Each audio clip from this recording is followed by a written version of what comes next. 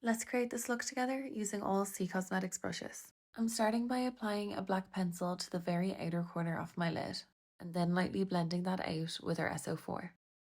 Using a matte black eyeshadow and the same S04 brush, I'm pressing that on top of where we applied the eyeliner, making sure to keep it just to the very outer corner of the eye. Using a dark brown eyeshadow and our S05 brush, I'm pressing that above the black eyeshadow into my crease and the same to the outer corner of my lid. Once most of the product is off my brush, I'm lightly softening the edges to get a nice blend.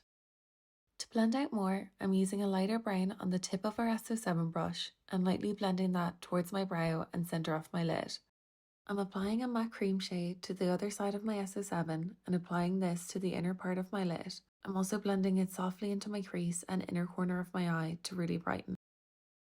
Next, I'm lining my lid with our S01 brush and black gel eyeliner. I'm stopping the line at the outer corner of my eye and then blending it into the smoky outer corner with some black eyeshadow and our S04. I've popped on some lashes and lined my waterline with a black pencil. I'm now using our S03 brush with some black eyeshadow to smoke out the bottom lash line.